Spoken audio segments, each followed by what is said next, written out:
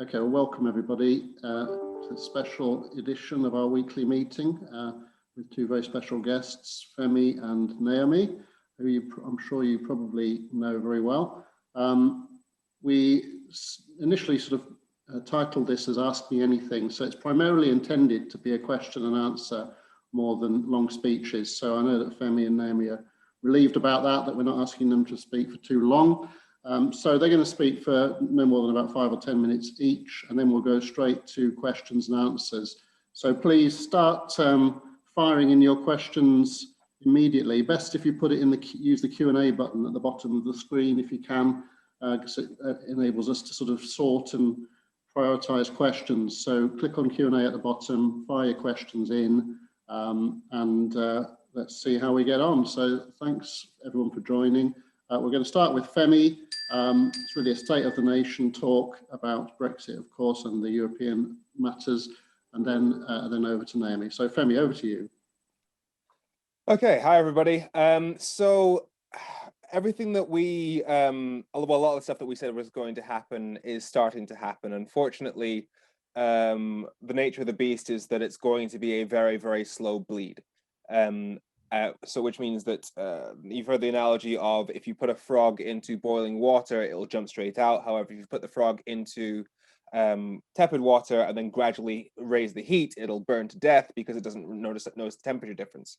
That's where we are with Brexit. It's bit by bit by bit. We've already seen the fishermen drive down to London, to Westminster, park their trucks and campaign. We've seen some reports between 40 and 68% drop in trade.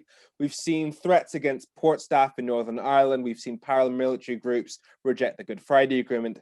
The wheels are falling off this thing at a slow pace, but it's still if you're looking at it, recognizable pace. However, what we haven't seen is any real efforts to hold the politicians themselves to account for what they've done and have those debates about what is the state of Brexit. Those have been completely missing from the media conversation. And the logic of that is insane to me. You have 5 years of debate about Brexit, and then when you finally get the facts to make those debates conclusive and worth anything, you then turn the dial down. How do we actually move forward from this? It requires drawing attention to this as much as possible. It will require a degree of patience with people because essentially you're not going to get a proper conversation about this until we can start to distinguish the damage of COVID from the damage of Brexit. So it will take a while. How do we actually get past and get to a better place on Brexit or on any of the issues, be it Black Lives Matter, Brexit, general equality, austerity, regional inequality, or any of the issues that we all care about? It can only happen via an electoral pact based on electoral reform. The voting system we are currently in does not work because there are multiple parties on the left and one party on the right, meaning the right will always be united, the left will always be split, which is why even though the Tories got 44% of the vote, got 56% of the seats, that is what killed us in the 2019 election. Now, the way you deal with this is you recognize that the majority has voted progressive in every election since 2017. 2017, general election, 2019, European election, 2019, general election, Labour, Lib Dems, SNP and Green got a majority of the vote. That means that the majority of this country votes progressive. How do we make use of that? We need to make sure every progressive vote counts. Now, that means that Labour needs to commit to electoral reform within 12 months of taking office. By doing so, it will allow, in whichever constituency is required, Lib Dems and Greens to feel that they can vote for Labour as a way to make all future votes actually count, because that's how you get the actual trust to actually move forward an electoral pact. If that happens, the Tories are locked out of power for good, and we will get a better relationship with the European Union. That's what we need to do. Okay, we'll move swiftly on to Naomi. Naomi Smith, as most of you will know, is Chief Executive of Best for Britain. She has come to us straight from recording the podcast Oh God, What Now? Formerly Remainiacs, of course, and is also prominent in the bunker. And Naomi is an all-round linchpin of the pro-European movement. So it's great to have her here again tonight. So over to you, Naomi. Thank you, and lovely to be here with all of you. It's always a good feeling to be amongst friends, and I'm sure Femi knows it all too well, because he goes out and battles against those who are not fellow travellers on a very regular basis in the media. So it's always a relief and lovely to be here with all of you and know that we're amongst friends. And I know that it can feel incredibly daunting and depressing, and let's face it, 2021 so far has not been an easy year to be a pro-European or an internationalist, you know, however you prefer to describe yourself, or both, as I do.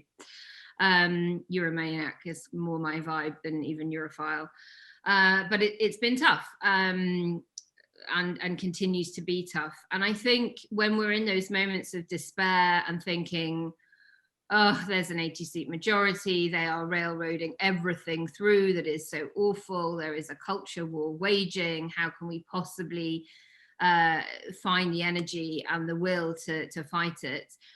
I often remind myself that it's the old phrase, a week is a long time in politics and all of that, but things can change incredibly quickly.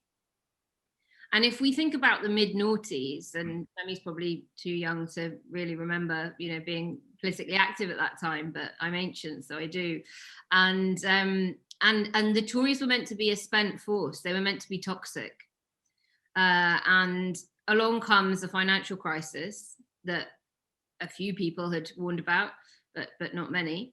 And they were able to totally cash in on it and scrape together a coalition in 2010. And the rest is history. And here we are now with the third consecutive Conservative government, and them having clawed their way up to an 80-seat majority for all the reasons Femi said, because of our bastardized electoral system that skews results.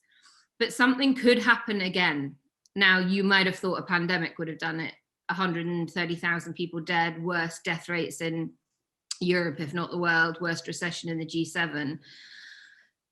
And I think that the moment of reckoning on all of that probably will come. And I was very, you know, encouraged to see the pressure mounting from many, many quarters: teachers, doctors, nurses, celebrities, others, particularly those in the pro-European movements, pushing the Prime Minister to commit to a permanent memorial, which is hopefully going to be a permanent reminder of how disastrously he and his government have handled the pandemic, and how their British exceptionalism and that narrative, that nativist thread that runs through their core, actually destroys communities, destroys lives, destroys livelihoods.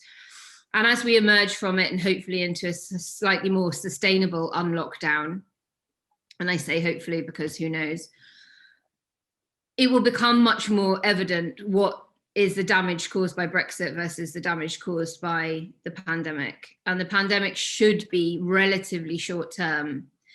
And the very systemic fundamental changes to supply chains, to the way we do business, to the terms of trade, and the costs, the commensurate costs that attach to that, will be much more permanent, and therefore much more visible and much more painfully highlighted, and easier for us to point to as the project reality, rather than the project fear that we were all chastised with.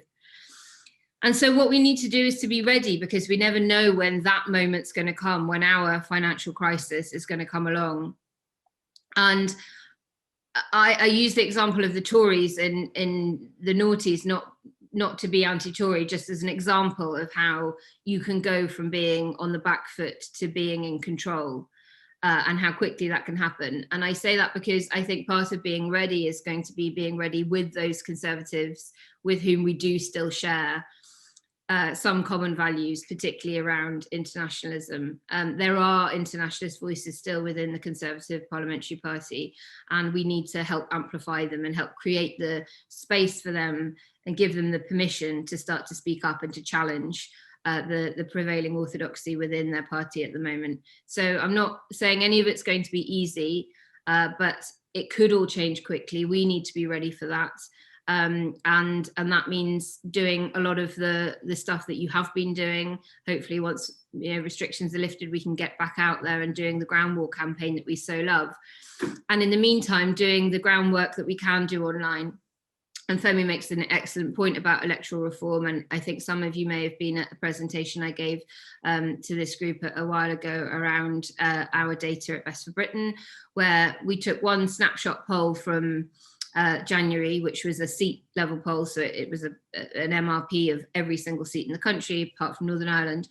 And we were able to run analysis on that to show that if Labour worked with the Lib Dems and stood down in just a dozen seats for the Lib Dems, they would be set to gain an extra 100 seats. Now that was just off of one poll, and those polls will change over time, but it gives you a flavour of what Femi's talking about. Labour have got a decision to make. They can either choose to be in opposition all of the time, or almost all of the time, or they can choose to be the largest party in a coalition government almost all of the time. And that's the choice they've got to make. And so it's been very heartening to see the constituency Labour Party motions being passed up and down the country in favour of electoral reform, because that will be the price for any kind of alliance. If we want to bring the Greens and the Lib Dems and others plied to the table, they are going to want Labour to be out there championing electoral reform. And it ought to be an easy thing for Labour to do, because they've got a great pedigree in this. It was Labour governments that devolved power to the devolved administrations. It was Labour that introduced more proportionate voting systems into the Scottish, Northern Irish and Welsh elections. And of course, the horrendous DeHunt counting system for the European elections. But they have got a pedigree in this. This isn't a quirky, odd Lib Dem fanatical thing that they feel that they can shy away from because it's such an odd niche thing. It isn't. It's something that they've got a history of doing. So everything we can do to empower those voices within Labour that are calling for that, and for progressive working, I think, that's incumbent upon all of us, because that is the route to victory, as Femi laid out. So that's enough from me. I'm really looking forward to trying to answer some questions. Great, thank you very much, Naomi. Okay, we're getting the questions firing in, which is excellent, and getting quite a lot of votes for these. So the first question, with a fantastic 27 votes, is how do we best inform the British public of the negative effects of Brexit whilst fighting the pandemic? How can we ensure that the Brexiters take full responsibility for the negative impacts? So how do we best inform the British public of the negative effects of Brexit while fighting the pandemic?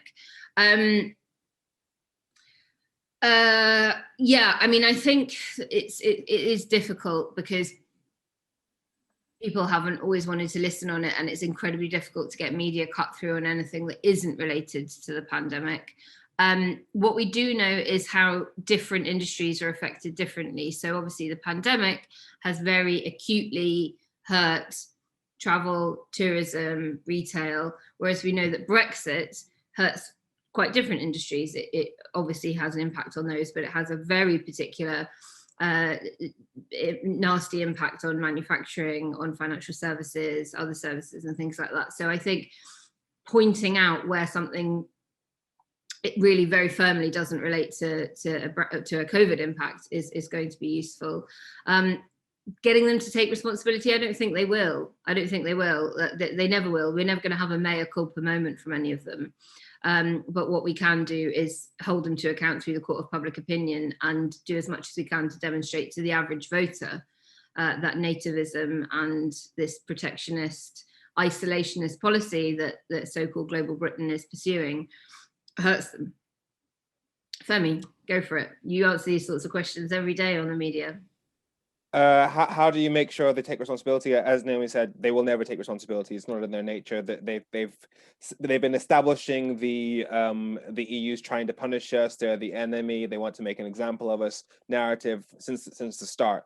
How you hold their feet to the fire is you say, all right, this was the Brexit negotiated by Boris Johnson. You can't celebrate the fact that he has a majority of 80 MPs and also say that the EU somehow strong-armed us. If you've been saying for the past 5 years that the UK is the stronger negotiator, just May didn't believe in Brexit enough. You had the arch Brexiteer with complete power. If this is the deal he's managed to get, this is the best you are ever going to get. Anything that results from that is on Brexit. And if that doesn't work, just do a simple, if Brexit had not happened, would this have happened? And just say, and get them to answer that question. You make the most convincing arguments by getting the other person to fill in the blanks. Ask them, would this have happened if we had not left the EU? I also think it's just worth constantly asking the question, is your life better now? Is your life better now? Is your life better now? Because for nobody is it better, unless you're a hedge fund zillionaire. Also, there's an analogy that I use when they say, but it's not as bad as you predicted. I say, if somebody tells you, don't buy this dog, he'll eat your kids, but you buy the dog and he just poos on everything you own. Yes, he was wrong, but you still made the wrong call. Good one. Thank you, Femi. Right, so I'm going to try something a bit brave now and invite the next person to actually read out their question if they would like. And it's Susan Wilson. I don't know if that's the same as Sue Wilson, but let's have a go. Are you ready to have a go at reading that, Sue or Susan? I am, yes, it is Sue Wilson. Hi, Sue. How do we persuade Labour and Starmer to change stance over Brexit? Okay, so on that one, it is about self-interest. Unfortunately, that's the main lever that I have to pull with these people. You basically say, all right, you voted for the deal. There is a very real risk that the Tories managed to play all the damage that results from the deal as you having signed up to it as well. Now, you will hear people who are telling you not to oppose Brexit by saying, all these Remainers want you to come out against Brexit. They want you to refight 2016. It'll be really toxic. You'll turn off Leavers. No, Keir Starmer doesn't have to oppose Brexit. He doesn't even have to oppose the deal. All he has to do is say, anything that I see resulting from Brexit that results in people in this country suffering, I will fix it. Any damage that's done, I will fix it. Anything that needs to be tweaked, I will tweak it. That way, Boris Johnson can't say, oh, Keir Starmer's being a Remainer again, he's being a Remoaner. Because Keir Starmer will say, no, I support your deal. But if it's hurting people, I'll stop it. So for Boris Johnson to say anything, he has to effectively admit that his deal is hurting people. That's the way to go. An excellent question, Sue. And it's one of the things that keeps me up at night. And I'm particularly worried now that we've got the Hartlepool by-election. I think that's a very dangerous by-election to be having. Of all of the seats in the country, I think it's one of the trickiest. I think it's going to be difficult for Labour to hold it. Lots of people saying, well, the best chance they've got is Richard Tice standing again in that seat, where obviously he got a pretty decent result last time. And trying to split the vote on the right. However, an enormous chunk of the Labour vote had already gone to him at the last election. I'm worried about that seat because I think if Labour do badly, either lose it or just scrape back in, they may well learn the wrong lessons and sort of bed in on their desire to try and appeal to the kind of voter that is much more socially conservative and economically less laissez-faire than the traditional Conservative voter would have been. So that characteristic of a traditional Leave voter, and that sort of prioritisation of the red wall at the expense of the tartan wall, and at the expense of voters like us. And I'm fearful because I think that there may be an assumption in Labour that our votes haven't got anywhere else to go. And if we remember the tactical voting effort that this movement threw at the 2019 general election, I fear that maybe Labour are taking that for granted, because a big risk, and we see this in democracies all over the world, it isn't that your voters don't have any other party to go to. They do have another choice. They have the choice to not vote and to stay at home. And if they are insufficiently inspired to come out and vote for you, then you're in real trouble. So it isn't just enough for Labour to say, okay, we're gonna bank on the metropolitan elites having nowhere else to go, and off we go and try and build a sufficiently broad coalition in order to form government by doing a bunch of other stuff on this side. You've got to do both. You've got to keep the other side happy too. And I think they're in danger of not doing that. So I wonder if, you know, that's something that's just going to happen more slowly over the course of the next few years, as we have other by-elections and as they sort of see, obviously, the result in Scotland and Wales, neither of which look set to be that good for Labour. And that maybe the penny will drop, but organisations like Better Britain will continue doing lots and lots of qualitative work, focus groups in those sorts of seats to try and demonstrate to Labour that actually those voters aren't often as nativist as perhaps they are perceived to be, but also showing them that there are votes to be had in other places, and that those votes are at risk if they continue to sort of follow a kind of Tory light approach on Brexit. Thanks, Naomi. Let's have a go at Mike Cashman. Are you able to read your question, Mike? All right, so this question comes from a session just now that perhaps many have been on with Ian Dunt and Layla Moran. Now, Ian particularly made the point that very few people in the general populace are interested in Brexit now, and there's no value in discussing rejoining, whether that's customs union, single market, or full membership, yet that may be 15 years away. So my question really tonight is, do you agree? He's not wrong that people are fed up of it and don't really see it as an issue anymore, and they haven't felt the force of it yet. They haven't been able to go on holiday and see for themselves what it's going to be like to queue in a different passport lane. They haven't been able to, in their own minds, decouple supply issues of coronavirus from Brexit, etc. Where I think he's probably not totally right is that the other side didn't give up, and for 40 years the Europe banged on and on and on and on. I hope it doesn't take us 40 years, but it's more likely to take us 40 years if we don't talk about it. That said, Better Britain is not a rejoin campaign, not because we don't want to rejoin, but because we do have to think about where our efforts are most likely to bear fruit and how to win arguments and how to persuade the public and obviously, you know, politicians of all shades. So, you know, I think there is space for it. I think there's room for it. I think people do need to be talking about it. I think that's helpful in terms of constantly dragging the narrative and shifting it in the direction that we want to go in. So I think that there is room for it, and it should be, those arguments should be being made by people.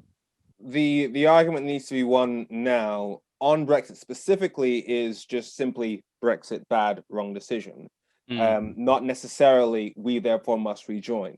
Because, well, for example, Boris Johnson is not going to take us back into the EU. So even if we win the argument now, he's not going to do that. However, afterwards, that's essentially for afterwards, after we've delivered what needs to happen in the next election, which is everything around PR, for example. Essentially, the conversation around rejoining the EU needs to take place when we have a balanced parliament. And it's pointless having it now when you've got 80-seat majority. That's interesting. Just as a brief comment, I put some stages in the chat that I've been thinking about, and it sounds like we're in agreement because on the initial stages, like Brexit has been harmful, Brexit has got no significant benefits. The other dynamic I suggest is, will Boris Johnson be Prime Minister in 2 years' time? And although a lot of people say, oh, well, anybody else will just be another Brexiter, Brexit doesn't have that magic dust anymore. I think a different Tory might actually give a different flavour, but we shall have to see. I'm less confident about any pro-European forces within the Parliamentary Conservative Party because they all signed up to the manifesto. But Naomi suggested that she knows some, so I'm not going to be an expert on that. But I think that any sort of dilution of the simple principle that whatever the Conservative Party used to be, whatever conservatives or people who would call themselves conservatives stand for, has been thoroughly abandoned by this Conservative Party. And so to get us to where we need to be, we need to just accept that there needs to be a progressive opposition to where Boris Johnson is taking this party. Yeah, while he's there, certainly. So I've invited Angela Dunford to speak if she would like to ask a question. Hi there. I just wanted to ask the team how damaging they thought the vaccine nationalism rhetoric is by the government for EU and British relations. Yeah, I mean, look, I kind of touched on that in my opening remarks about how tough it's been to be advocating for Europe and close relationship given the behaviours of some member states and on occasion von der Leyen herself. So yeah, we'll be deluding ourselves and doing ourselves no favours whatsoever if we didn't recognise that. And it has permeated through to the public, and it has made even, you know, some 2016 Remain voters want to be critical. So you know, yes, it's had damage, but nothing has damaged UK-EU relations like, oh, I've got someone coming in the background here, sorry, like 4 or 5 years of you know, terrible behaviour by our successive governments, most of all the most recent one, and them reneging on international treaties. And you know, Frost is you know, a worrying appointment into the role that Gove used to occupy on that joint committee, and I think that is more likely to have a severe detrimental impact on EU-UK relations than the row over vaccine nationalism, which hopefully will pass within a few weeks. Yeah, I think unfortunately it's again a failure of the press. I think the fact that I've spoken to both family members and neighbors who have said things like, basically it has not permeated to the public that there's a difference between EU countries and the EU. That if EU countries reject the vaccine, that doesn't mean that the EU is rejecting the vaccine, which has allowed this narrative of the EU won't send us the vaccine, but they also don't want to use the vaccine, even though it's two separate things that are doing those two different things. And I also think there's an abject lack of ability to see things from another perspective. And I've tried to use analogies to basically try and de-Brexify this concept of, if the UK was having a food shortage, would you not think it was reasonable if the government of the UK restricted the exports of food? Anybody would find that would be perfectly reasonable. Yet once you add Brexit into the mix, it becomes, oh my God, the EU is trying to kill us. And so I think that's one of the conversations that needs to be had in a much more calm way. Okay, I also don't appreciate the fact that the media are not reporting the facts. Working in the pharmaceutical industry myself, I'm just staggered by the way that things are being reported and it being very one-sided. It's very frustrating. I try and counter it on LBC and different things, but it's difficult. Working in the pharmaceutical industry, what do you think is missing from the conversation? What do you think? What are people not getting? Well, they're not getting the way that the issues that there were over manufacturing that wasn't reported properly, the issues associated with, as you said, the regulatory approval in terms of the EMA, that was approved. However, individual countries have the right to make decisions about their own country's safety. And that's really important. The MHRA can make that decision for us. It is vital to understand that sort of information. That's why it's so misleading, the way that it's reported at the moment. Agreed. Thanks, Angela. Okay, I'm going to take the next two questions together because they're quite similar. So first one is Callum Taylor. You are enabled, so please go ahead, read your question. Perfect. Yeah, thank you very much. So it's another Labour question. So how do we make Labour agree to electoral pacts when they currently have to stand a candidate in every seat? And also, as we need Labour to back electoral reform in order to make electoral reform happen, how do we make them do that? Okay, and the other one is Joanne Callaghan. I haven't got it written down, but it was how likely do you think Labour will adopt PR in the first year of coming to office? That's exactly the question. Well done. Naomi. I'll take those then. So I think the thing to remember is that there's precedent. So in '97, there was a Lib Lab Pact that was pretty successfully negotiated between Peter Mandelson and Paddy Ashdown. And it wasn't a full-on electoral pact of we won't stand here if you don't stand there. But it was a very detailed seat-by-seat agreement about who would target which seats. And that is often referred to as a non-aggression pact. But there is a whole suite of things you can do, from a full-on electoral pact where you don't stand against one another, through joint policy platforms, non-aggression pacts, and other things. And I've written an article on this on politics.co.uk a couple of years ago. I've only written a couple of articles for them, so if you Google it, you'll find it quite quickly. And I wrote that around the time of the Brecon by-election, where of course there was a successful pact between Plaid, the Greens and the Lib Dems, and the Lib Dems took that seat, albeit briefly, and lost it again in 2019. So it's worth remembering that there's precedent, and that there are other mechanisms than the full-scale pact. I think what we need is a full-scale pact. The size of the swing Starmer needs is greater than that achieved by Blair in '97. And Blair wasn't contending with boundary changes which favour the Conservatives, particularly in England, or with the prospect of an independent Scotland that wouldn't be part of that election. The way we get them to it is to just constantly and repeatedly point out the mathematics of it, and to show them that there is no other route to victory for them. It's just not going to happen. It's impossible at the moment. The maths just doesn't stack up.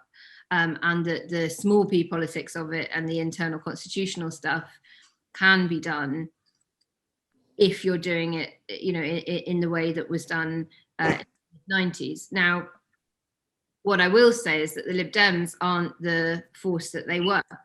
And what do they really bring to the table when it comes to a progressive alliance now, that they're sort of hovering sometimes around the 5, 6, 7% mark, and regularly now coming behind the Greens in national vote share. But the issue is that the Greens and the Lib Dems combined vote share anywhere between 11 and 15% is absolutely the difference between Labour being able to be the largest party in a coalition or not. So that work just does need to be done, and we just have to keep pointing it out to them. And on the point about how likely they are to adopt PR and then implement it in the first year, well, that's why these constituency Labour Party motions are so important. And we did this with the second referendum, getting them passed up and down the country in hundreds and hundreds of CLPs, so that when it goes to the conference, it's already there. The democratic mandate, if you like, from the membership is so compelling and strong that you get it adopted as the federal policy position. How likely are they to adopt it is a very good question, given that Blair committed to PR and then didn't implement it. And I suppose in the situation where you had a coalition or a confidence and supply arrangement, then your coalition partner walks away if you don't uphold the terms of that agreement and implement it. Yeah, just to drill into the maths as a small addition, Labour got 32% of the vote and 31% of the seats. The Tories got 44% of the vote and 56% of the seats. So the Labour's vote share, if you were to apply a PR to last election results, wouldn't actually change. All that it would do is transfer seats from the Tories to the parties that Labour can actually work with. So it just is a mathematical shift in power to Labour, to the progressive side of things, and that can only help Labour. So it's not just a matter of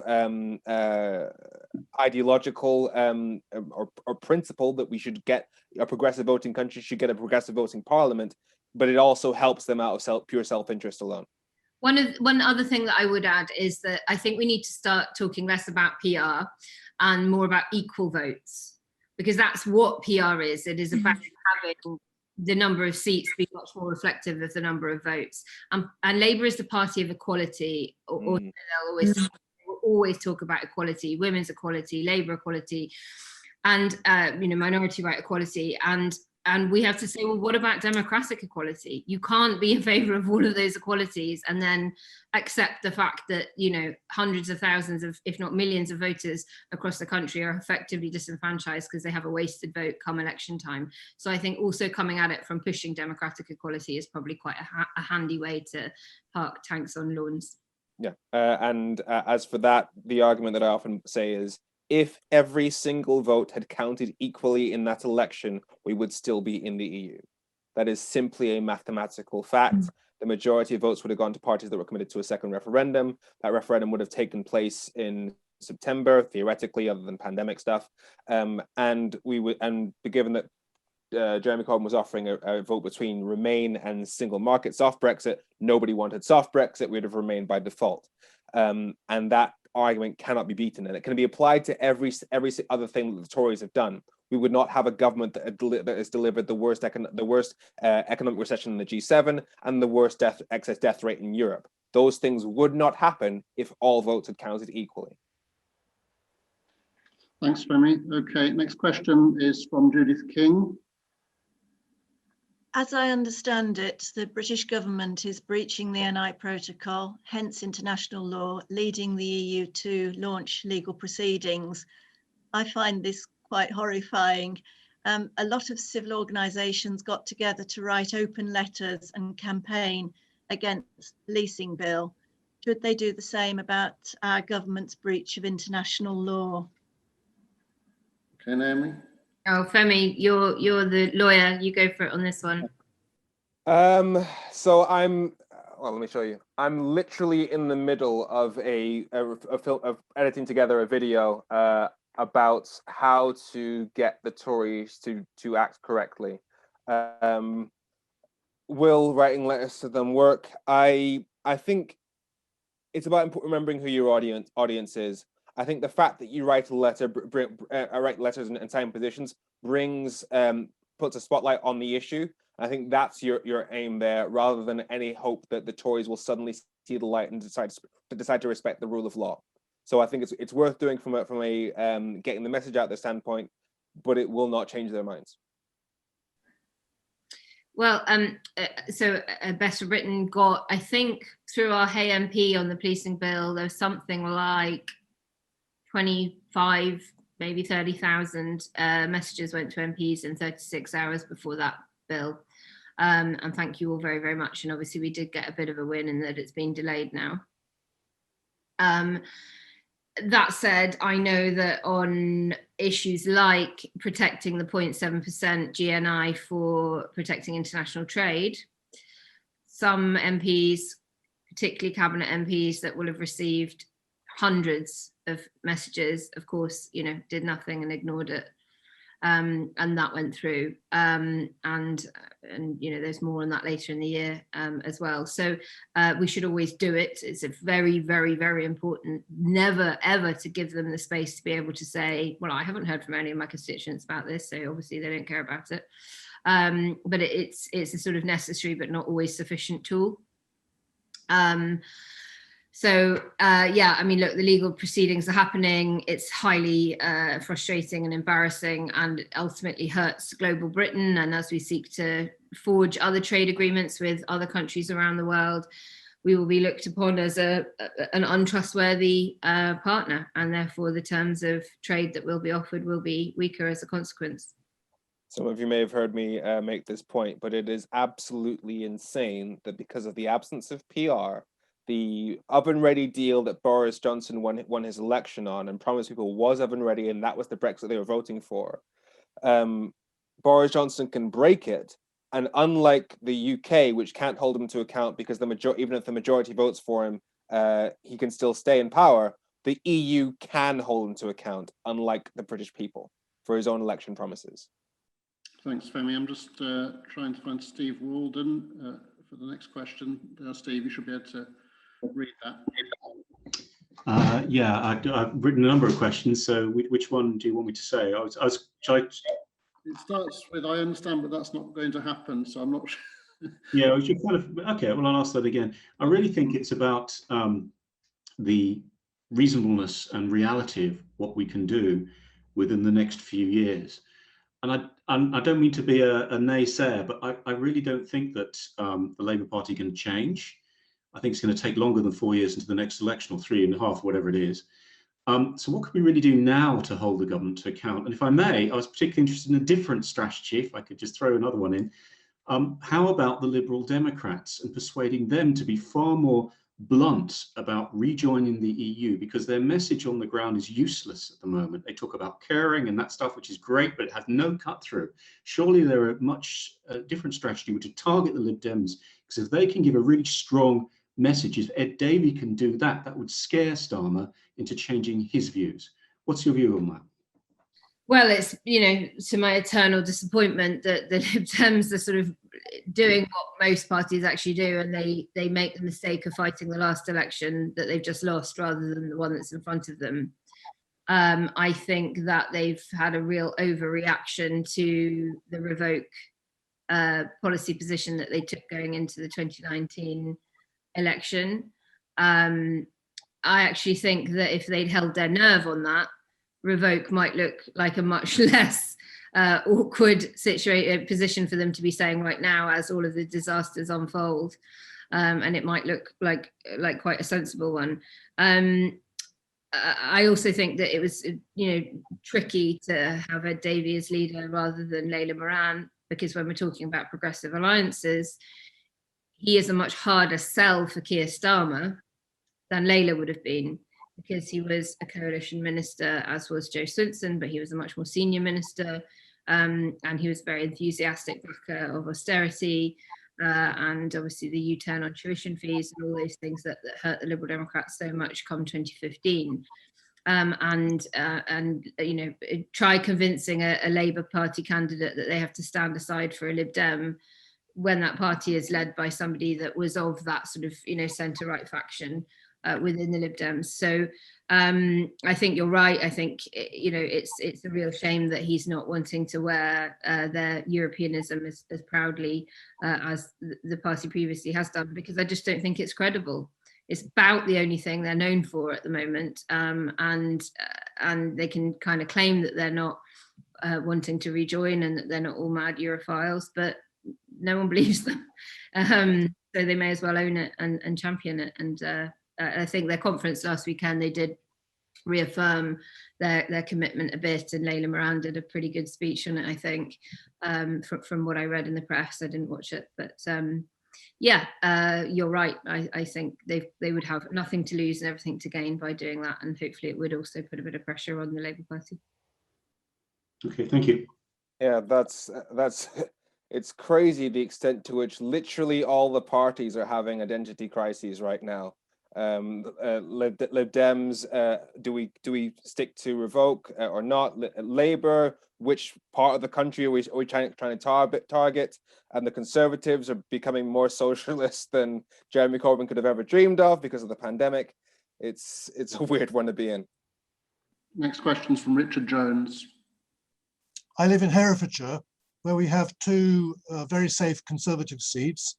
Jesse Norman, who's Financial Secretary of the Treasury, and therefore won't vote against the government on anything unless he really wants to lose his job, and Bill Wiggin, who's a member of the ERG.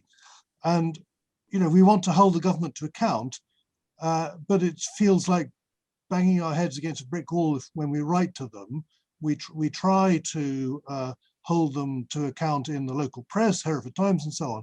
But what can we do to put pressure on Conservative MPs in very safe seats? Yeah, that's the question. What can we do? So I always like to think about grass tops. So obviously you guys are all called Grassroots for Europe, which is great. But there is something to be said for grass tops. And by that, I mean the people in the constituency that the MP can't afford to ignore.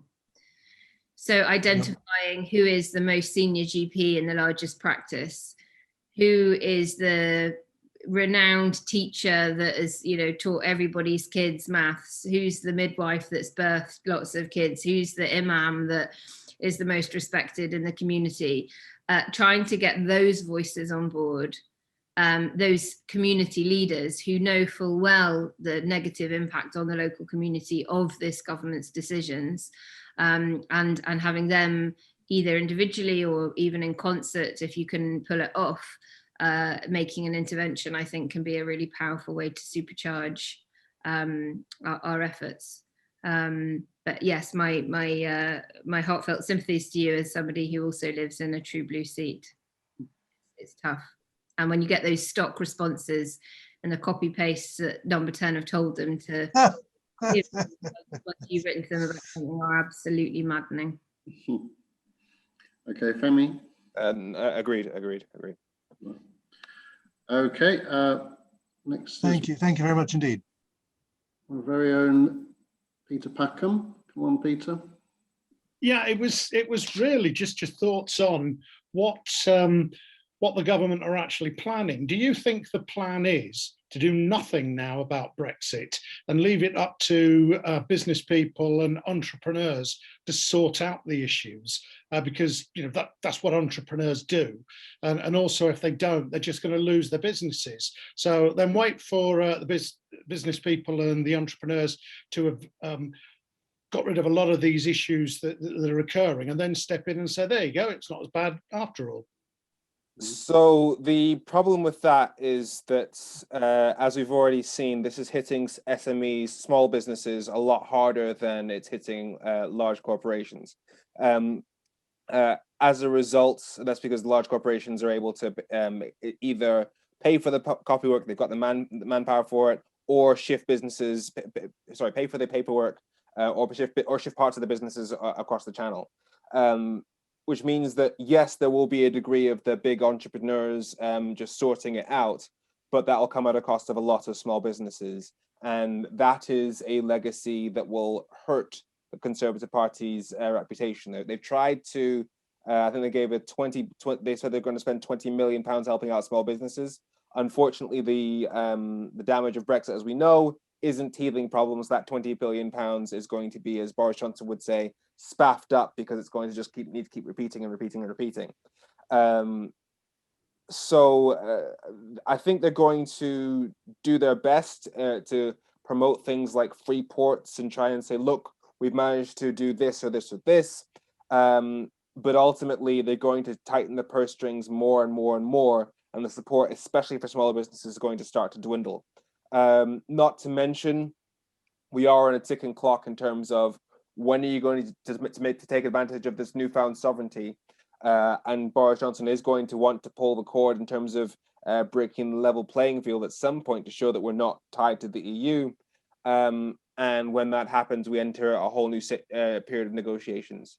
So I don't think he can he's going to save the small businesses, and he's going to make things worse soonish.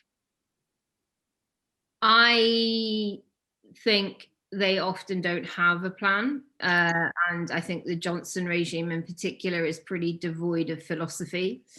The integrated review that was published last week is a bit of an insight into it, this sort of long-awaited pan-departmental review of what global Britain was meant to mean. Apparently it means militarism and a lot more nukes, and trading with Indochina. Now, on the militarism aspect of it, that means waving goodbye to soft power and trying to use hard power. Willy-waving competition that he and his ilk sort of were brought up doing at Eton and the Bullingdon Club and all that. And it's kind of the only thing they know how to do in terms of persuasion. On the Trans-Pacific Partnership, I think that's the one we need to worry about, because at the moment business is very cross about Brexit. I was speaking to some business people yesterday who were saying to me, leaving the transition period is having a worse effect on our profit than COVID. so there are an enormous number of businesses that are now beginning to slowly find their voice, and if only they'd spoken up 5 years ago and all the rest of it, but they are now agitated and angry. But they can be bought off with, well, many of them can be bought off with the Trans-Pacific Partnership. Not all of them, because, you know, obviously if you're an SME, as Femi has said, it probably means very little to you.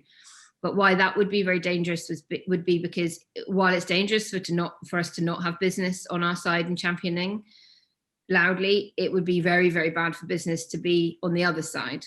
And that kind of a partnership could win them over, because what that partnership would bring would be a lowering of standards. It would be a lowering of labour standards, of food standards, of quality standards. So that's the big one that I think they're probably going for. And that's why a lot of the talk in the integrated review is about doing more trade with countries in Asia.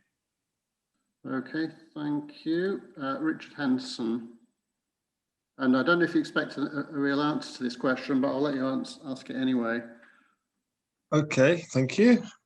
Right, I could put this another way and say, when we get a democratic press, a democratic media in this country, because the recent great work of the Good Law Project has shown that, you know, clearly that ministers have been almost willfully breaking the code, and somehow it's not got through to the mainstream media.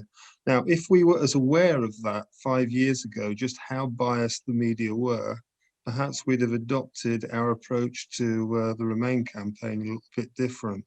I mean, there is a severe imbalance. You know, the Good Law Project are just doing fantastic work. I'm sure a lot of us are contributing to their continuing good work, but how can it be carried forward? Well, I was sort of surprised, although not necessarily heartened, to see that the Daily Mail did actually run on the front page the story about breaking the code a few days ago, after I think that most of the heavy lifting on the investigative journalism side of it was done by Open Democracy. So occasionally the right-wing press can do the right thing, and I think they did carry it on into yesterday's paper as well. But you're right, it sort of seems that they're all Teflon coated, and it doesn't matter how badly you break the law or how badly you behave, whether it's Barnard Castle rule breaking or tearing up international treaties or breaking ministerial codes. It does seem that we now live in an era where consequence-free decisions are the norm for the government, and they get away with it. And we don't get sufficient scrutiny by the opposition parties, either because they're too afraid to talk about an issue, or because they feel it's a trap that's been laid for them, or because they just simply don't get the cut through in the media and it doesn't get covered, even if they do speak up and say it. But yes, all power to Jolyon and his team at Good Law Project. Agreed. Okay, I'll invite Ralph Elliott to read his question, because he submitted it earlier today by email. Are you there, Ralph? Yes, I am.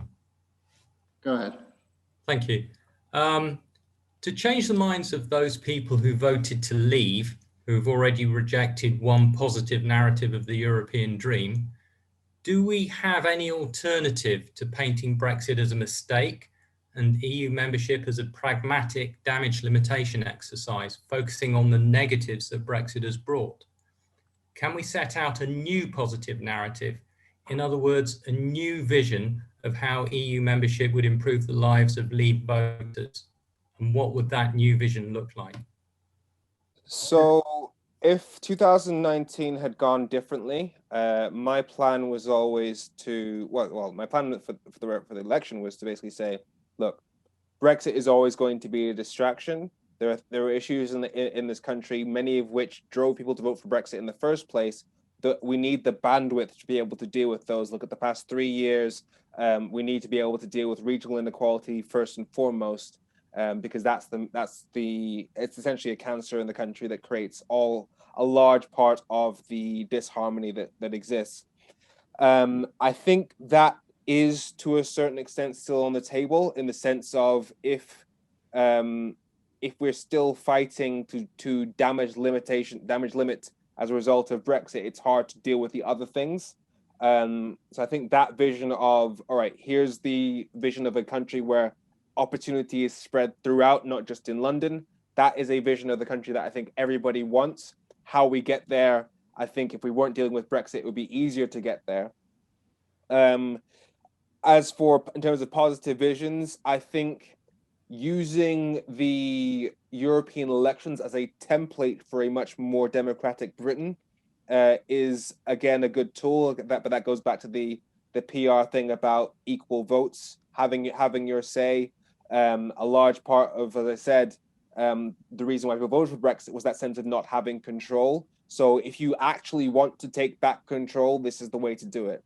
So as for selling the benefits of the EU, a large part of it's going to be just giving us the basis to actually build the things we really want. Yeah, I mean, it's such a good point, and we have to offer hope rather than just sort of fear and the counterfactuals of how things would be if we'd not left.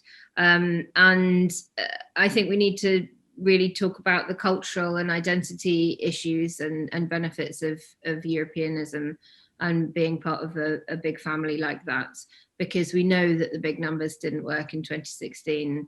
The threats and the projections and the realities as they're now turning out to be about the, jobs lost and household costs and all the rest of it, it just didn't cut through.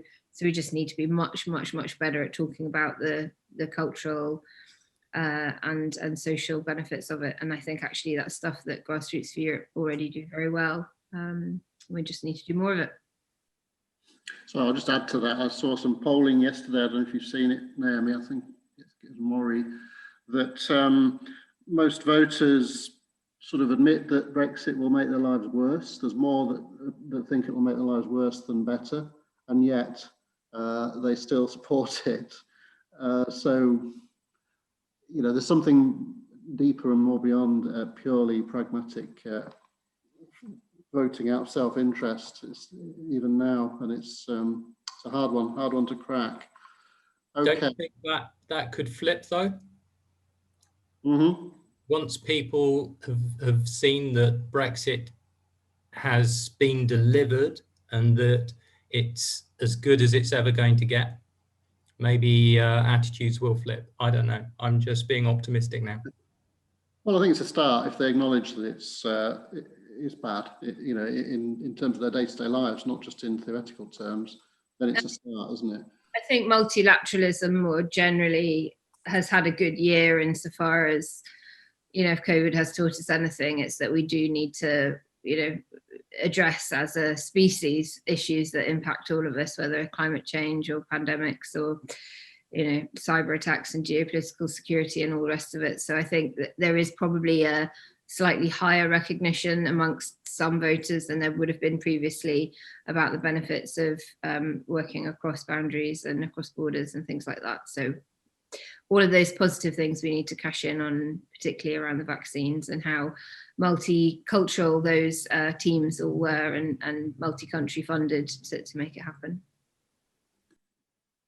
Okay, next question, Andy Anscombe. Thanks, Richard. Hello, everybody.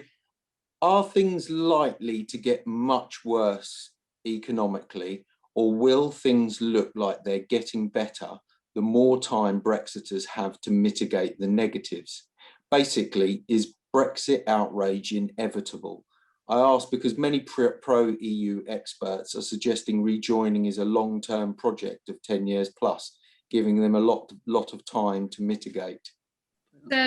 So, I mean, look, the financial crisis was what now, 12 plus years ago, more. And we only got back to 2008 levels a couple of years ago, and we should have been way ahead of those levels. So we've already had more than a lost decade of growth. That is opportunity cost. That is stuff that you're not getting back. So 10 years actually isn't that long a time when you're thinking about economic cycles. And I hate questions that ask me to predict the future. I get them every week on the podcast. And these days everyone's almost certainly wrong with any prediction they make about anything. because we live in such a more volatile world than any of us remember from previous decades. So I don't know. I think our chances of having a healthy recovery are slim. Demographically, we're in trouble. Priti Patel's doing her damnedest to make sure that we don't have the skill supply that we're going to need through immigration to help bolster us. We've got a rapidly aging population. We're not breeding and we're not bringing other people in. So it's kind of hard to see where that growth is going to come from. And I think that the shine will hopefully come off Sunak pretty quickly, as well as that becomes obvious and other countries rebound better. And when we look at the stimulus package that the US has done, I mean, it just makes anything we're doing pale into comparison. Now, of course, we have a better welfare state, and other European countries have a much better welfare state. So there is that. But the really interesting thing is how Biden's funding certain sectors, and it's the sort of structural stuff that I think will really supercharge the US economy.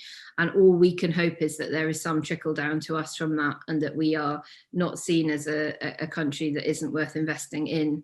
But the companies I told you about earlier that I said I was speaking to yesterday, who were saying, leaving the transition period is more damaging for us than COVID has been. When I ask them, well, what are you going to do? They all say, completely off record, but it's divestment.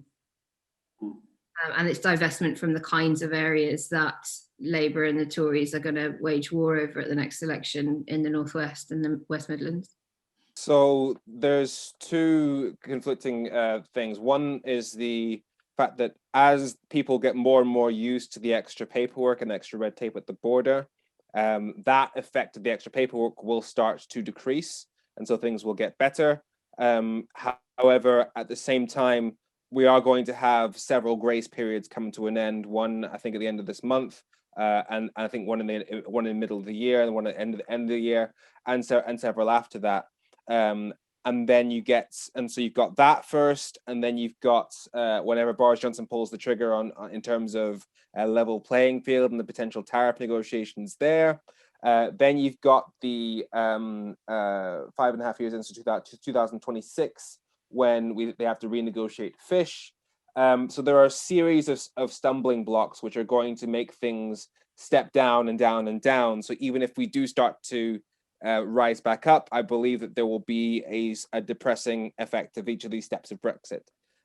So I think people will see the pain, even despite efforts to mitigate that damage. And as I said before, it will be the smallest businesses that struggle the most, because it will be the larger corporations that are able to do that mitigation. What I fear is that they spend a horrendous amount of money on trying to paper over the cracks, basically, so that things like the NHS, which are screaming for money, don't get what they need, essentially, because they've spent it elsewhere. Yeah, and but that in and of itself, they will not be able to hide, and we can have our own bus that shows they're spending 30 billion a week trying to prop up an economy they trashed. Let's spend it on the NHS instead. They're basically writing our own slogans for us.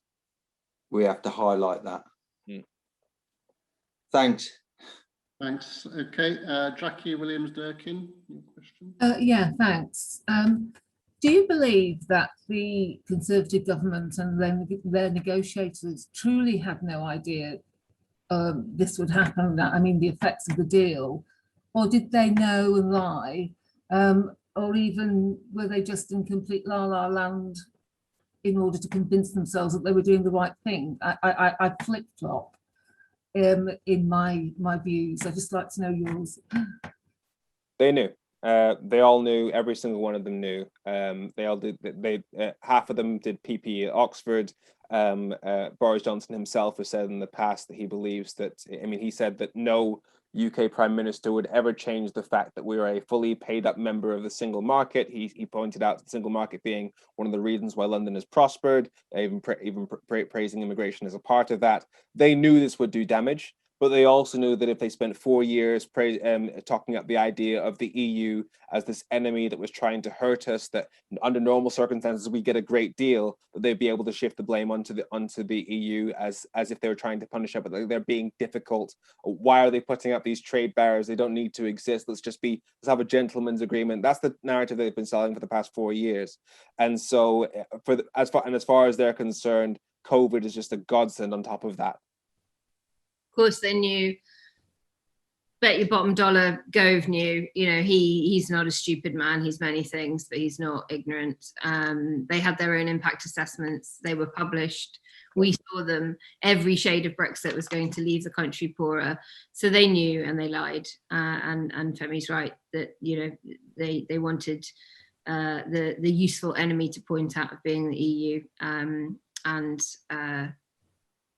They were banking on those voters that Richard talked about earlier, and they do an enormous amount of message testing and focus grouping and all the rest of it. And they know that there is a really sticky vote that will stick with anybody who says Britain first, and they are the exact same people that will say, even if I lose my job, even if my child loses their job, I still want to leave the European Union.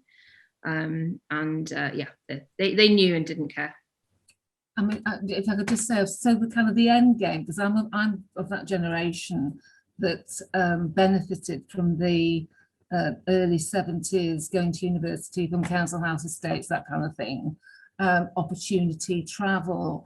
And my only feeling then that their end game is to restrict that vision that people have to work abroad, live abroad, move around, and that basically we will be left with, just a choice of 3 vegetables at Christmas, jobs in Downton Abbey if we're really lucky.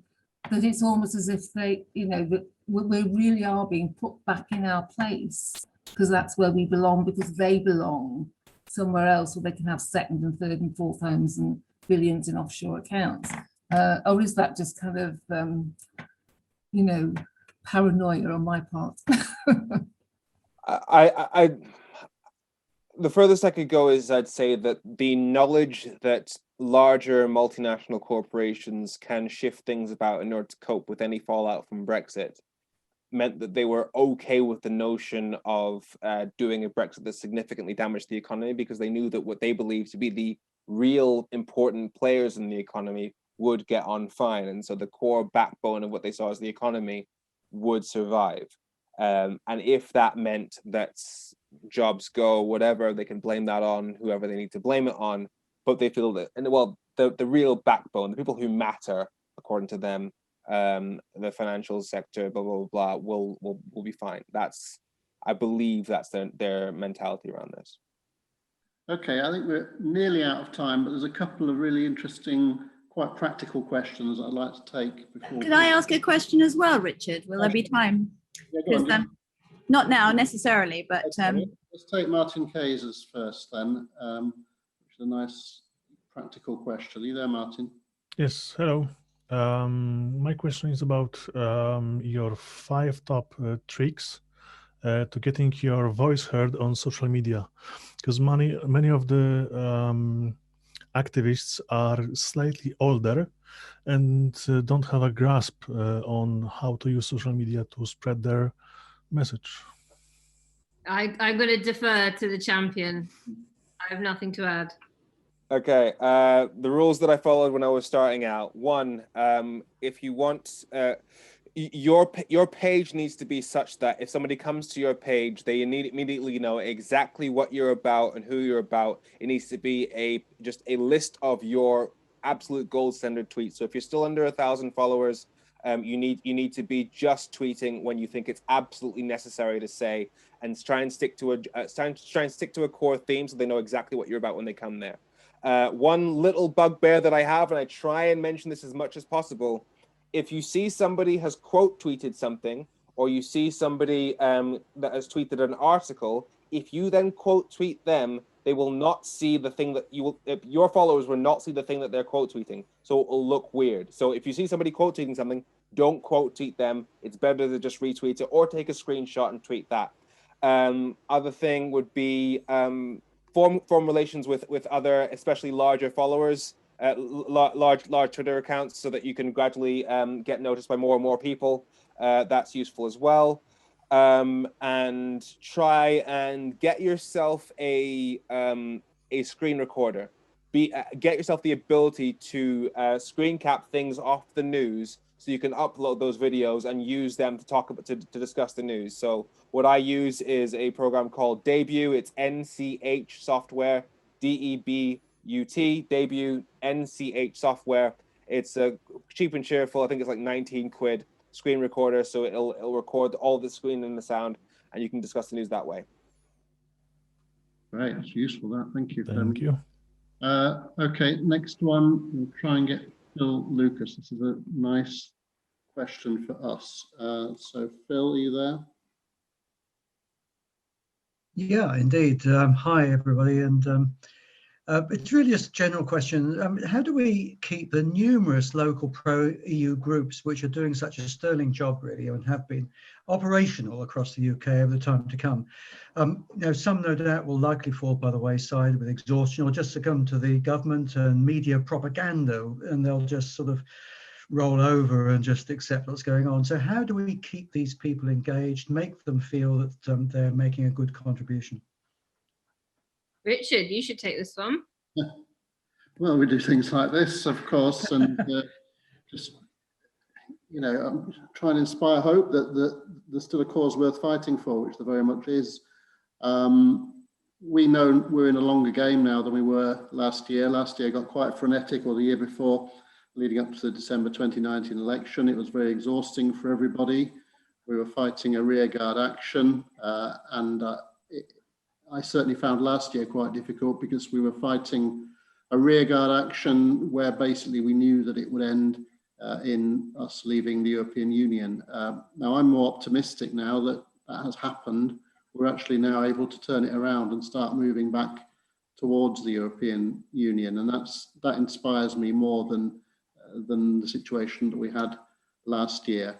So I would say, in practical terms, what we're trying to do here is keep everybody together and keep everybody supporting one another. I would strongly encourage you to support groups in your area and your neighbouring groups, find out how they're doing. Some of them have gone a bit quiet, certainly during the time of the COVID situation, and I think some of them lost hope in December 2019 and shortly after that. But I feel like that we're getting our mojo back now, and I would say go out to your neighbouring groups. I'm going out to Hull virtually on Thursday tomorrow to talk to them, and I've been to other places, and please, you know, just to show what you can do. The other thing you can do, thing we've been doing, and I've mentioned it a few times, we're stuck indoors, but we're writing loads and loads of letters to our local newspapers. We are literally, in my group, getting 10 to 12 letters printed per week in the Yorkshire Post and the Yorkshire Evening Post. You know, it's better than doing nothing, and it's getting outside of our echo chamber, and it's inspiring, hopefully, people who are wondering if we're still here. Well, we are still here, and they can see it. So it shows what you can do. It shows other people that we're doing stuff. It shows them we're still here. We know there are about 17 million people in the country who fundamentally are on our side.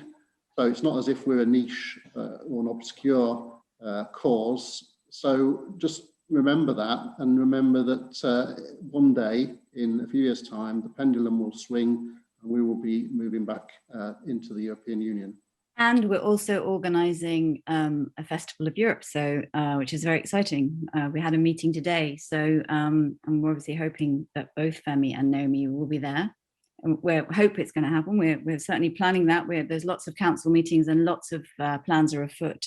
So it's kind of watch this space at the moment. But that's a very, very positive thing that we're organising to counter the narrative. All I'll say is generally what Grassroots for Europe try to do is to share best practice of things that have worked. So we're always trying to recirculate, and if you've got something that you've done really well in your group or that you're really proud of, please bring it to us and we'll share it with the other 100+ groups so they can do the same. And because we don't all have to keep reinventing the wheel. There's loads of great people here, and some people have done some really good stuff, and we really should be sharing it, and that's what we're all about, to be honest. And it's the same on social media as well, on Twitter. So, I'm one of the admins on the Grassroots Europe Twitter account. So just, send it our way and we'll get it out there. We'll do as much as we can to help promote you. So my question. So I just follow up. I was taking on what Femi said really about your identity, and I said this to you when you took over the Twitter account, is that our Twitter account, the Grassroots EU Twitter account, needs to tell people who we are and what we're about. And what we are about is supporting grassroots groups. So, I would expect that the Twitter, and you've been doing this really well since you started, Tamsin, is to be promoting what our groups are doing as well as what we're doing. And so people will understand. If you want to know what the grassroots groups in the UK are doing, independent grassroots groups that is, then come to Grassroots EU and you'll find that information. They'll be keeping you updated. Right, sorry Tamsin, now. Okay, no worries. Femi, just wanted to ask you, well, both of you, but I noticed, Femi, that you came through the Erasmus program, and I was wondering what future you thought there was for Erasmus Plus in this country, if any, bearing in mind that what the Welsh government has announced a massive kind of amount of funding to make up the gap that to fill the gap that touring has left. And it looks like, well, Scotland is hoping to do the same thing, or wanting to rejoin the Erasmus scheme as much as possible, but I don't know if that's going to be possible for them. See. I would very much hope for the best on that. My hopes are low because essentially, at least in England, Boris Johnson's going to plan with his touring plan, and I do not see that being. I know Erasmus wasn't perfect in terms of accessibility for people from working class backgrounds, but I think this will be significantly worse. At the very least, Erasmus gave us access to Europe, whereas Boris Johnson seems to be framing his touring plan as more a global situation. And suffice to say, people from working class backgrounds are not as likely to be able to afford the flights to Australia and Texas, etc. So I think if he takes a more global and less European approach, it's going to end up favoring people from richer backgrounds more so. I think I'm probably a little bit more hopeful. I think of all of the fruits, it's the lowest hanging one. It's the most politically easy for the government to U-turn on as well. I think it's brilliant what's happened in Wales. I think it's brilliant what the Irish government have done for Northern Irish students. Scotland are almost certainly going to do something similar. So they may well yet get shamed into a U-turn on it. Just to build on what Jay Lodge is saying. Juliet. Juliet, hi. The fact is that via Erasmus, you have the ability to take a degree, study in another university. And for example, I did France, and France doesn't have tuition fees, so I was able to get freer tuition there than I was able to get here. So yeah, not elitist. You're right. The sad thing is that although touring is some kind of sop to getting British students a chance to travel, there is nothing that's reciprocal. And it is just beyond madness to want to exclude bright young people from other countries coming here, understanding what Britain's about, and taking those memories and values and everything else back with them to their home countries, where they will probably go on to become business leaders and political leaders and all the rest of it. So no substitute provided for that at all through the touring scheme, and coupled with just us being a less attractive destination for international students, and that being such a major export market for us, usually our tertiary education sector, it's a real blow. So if it's the lowest hanging fruit, it's worth fighting for. So you think that we should go out campaigning to try and Great. Yeah. Well, I will be in touch with both of you on that subject probably, as I'm on a steering committee for Erasmus. So, when we used to have the rows about the net migration figures, and the people who were in favour of it, they were never, ever, ever wanting to include students in that. You know, even the most anti-immigrant sentimented people in the country were always perfectly happy with students coming here temporarily to study. So it really is politically very, very easy for this government to change their mind on it. Thank you. Great, thanks very much. Right, I think that's enough questions. That was really can I mention one thing I noticed in the chat? Please, everyone, sign on to Bylines, the Bylines network. There's about 8 of us, I think now. I'm involved with Sussex Bylines, but then you've got Central Bylines, Byline Times, Kent Bylines, Northeast Bylines. Yeah, we're all over, so do get in touch. And that's another way to hold this government to account. And a way for groups to stay together, the grassroots groups that can't go out and campaign in the traditional sense, getting them doing stuff, writing local content with a slightly international lens on it is really important. Yeah. And on that theme, our guest speaker next week is Peter Jukes from the original Byline Times. Should be interesting. We've got Mike Goldsworthy with him. So that's exactly the same time next week, and ticketing will be the same sort of arrangement. Also, not just to mention, for the European Movement Conference on Saturday this weekend, if you haven't already booked up for that, it looks very interesting, very high-powered set of panels and fringe meetings and so on. So go to the European Movement website for that. Also, must plug, as a gratitude to Naomi, please check out Best for Britain if you don't already, see what they're up to, support them.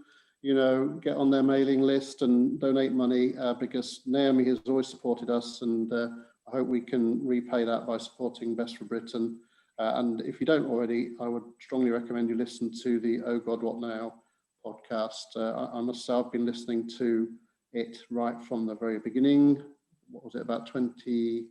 It was just before the election in 2017.